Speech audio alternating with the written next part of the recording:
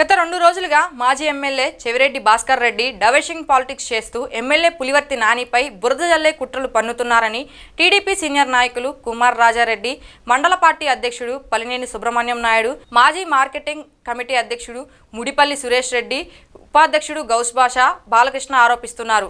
శనివారం ఏర్పాటు చేసిన మీడియా సమావేశంలో వారు మాట్లాడుతూ అవినీతికి పాల్పడి ఉంటే సిట్ విచారణ జరిపించాలని మాజీ ఎమ్మెల్యే చెవిరెడ్డి సీఎం చంద్రబాబుకు లేఖ రాశారు. ఆ లేఖకు స్పందించి చంద్రబాబు సిట్ విచారణ ఏర్పాటు చేశారు.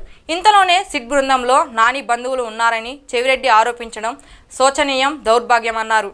కౌంటింగ్కు ముందు రోజు ఎమ్మెల్యే పులివర్తి నానిపై హత్యా ప్రయత్నం జరిగినప్పుడు మా పార్టీకి చెందిన 37 మందిపై 307 కేసులు పెట్టారు. మా పార్టీ నాయకులపై అన్యాయంగా కేసులు పెట్టారని పులివర్తి నాని ఆరోపించారు.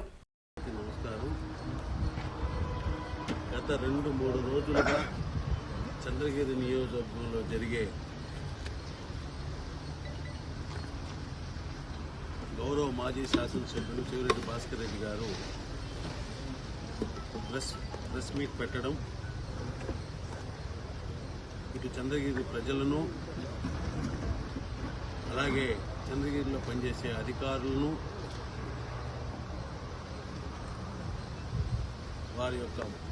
వారి మీద ఎక్కువ ప్రభావం చూపించి తద్వారా నానికి చెడ్డ పేరు తేవాలనే ఉద్దేశంతో ఆయన ప్రెస్ మీట్ కొనసాగుతూ ఉంది.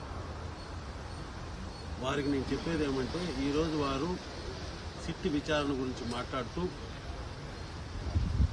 నా మీద విచారణ జరిపిస్తూ ఉన్నారు. ఆ విచారణ జరిపే అధికారి నానికి సన్నిహితుడు అని ఈరోజు చెప్పడం జరిగింది. గతంలో తెలుగుదేశం పార్టీ వాళ్ళ అధికారుల మీద మాకు న్యాయం జరగడం లేదు అని చెప్పినప్పుడు ఇదే చెవిరెడ్డి భాస్కర్ రెడ్డి గారు అధికారులు ఎప్పుడు కూడా నిష్పక్షపాతంగా నిజాయితీగా ఉంటారు, వారిని బ్లాక్మెయిల్ చేసే విధంగా మాట్లాడడం తెలుగుదేశం పార్టీ కార్యకర్తలకు, నాయకులకు సరికాదు అని చెప్పి హితవు పలికిన ఎన్నో ఉన్నాయి. కావాలంటే ఆయన ప్రెస్ మీట్ ఆయనే చూసుకోవచ్చు. శాసనసభ్యులు తన స్వహస్తాలతో గౌరవ ముఖ్యమంత్రి నారా చంద్రబాబు నాయుడు గారికి నా మీద అవినీతి జరిగిందని జిల్లా పరిషత్ సమావేశాల్లో ఆరోపణలు చేశారు. దీని మీద విచారణ జరిపించాలని ఆయనే స్వయంగా లేఖ రాయడం జరిగింది. ఆ లేఖను ముఖ్యమంత్రి గారు ప్రభుత్వ ప్రధాన కార్యదర్శికి పంపిస్తే ఈయన చెప్పినట్టే అధికారులు ఏ పార్టీకి కొమ్ము గాయరు కాబట్టి ప్రభుత్వ ప్రధాన కార్యదర్శి సిట్ నియమించడం జరిగింది. కాబట్టి అధికారులను ఎప్పుడు కూడా ఒక పార్టీ కొమ్ము కాస్తున్నారని గతంలో ఈయన మాకు హితువులు చెప్పారు. ఆ మాదిరి మీరు ఆరోపించదండి. అటువంటి ఈయనే ఈరోజు అధికారులు తెలుగుదేశం పార్టీకి సన్నిహితులు లేదా నానికి సన్నిహితులు అని చెప్పడం ఇది శోచనీయం, ఇది దౌర్భాగ్యం కూడా. రాజకీయాల్లో ఇటువంటి పద్ధతి భాస్కర్ రెడ్డి గారు మానుకోవాలి.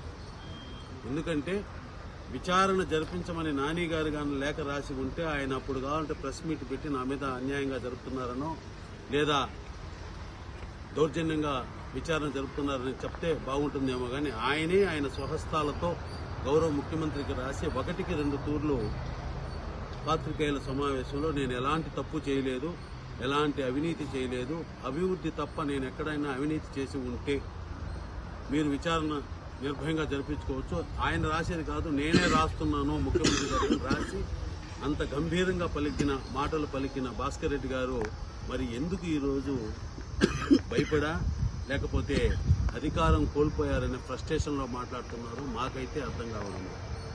తర్వాత అలాగే తన కుమారుడు మీద 307 పెట్టారు కేసు, అన్యాయంగా ఇరికించారని చెప్పి ఆరోపించడం కూడా జరిగింది.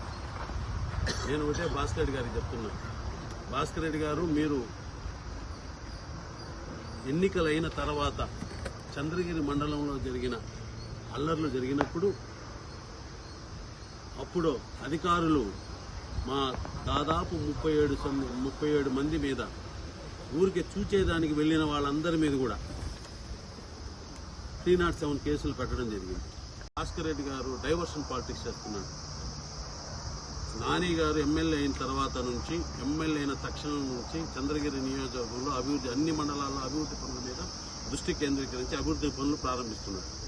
అతన్ని ఏదో ఒక విధంగా డైవర్ట్ చేసి, నానిని డైవర్ట్ చేసి అభివృద్ధి మీద దృష్టి కేంద్రీకరించకుండా ఇతనితో వాగ్వివాదాలు పెట్టుకుంటూ చంద్రగిరి నియోజకవర్గాన్ని అల్లకల్లోలంగా తయారు చేసి తద్వారా అభివృద్ధి జరగకుండా నాని కన్నా నేనే గొప్పవాడు అనిపించుకోవాలనే దురుద్దేశంతో ఇటువంటి ఆరోపణలు చేస్తున్నానని మీ ద్వారా భాస్కర్ రెడ్డి గారు తెలియజేస్తూ భాస్కర్ రెడ్డి గారు ప్రమాణానికి వస్తారని, తప్పకుండా ఆయన వస్తాడని ఆశిస్తూ సెలవు తీసుకున్నాను. జై తెలుగుదేశం, జై చంద్రబాబు.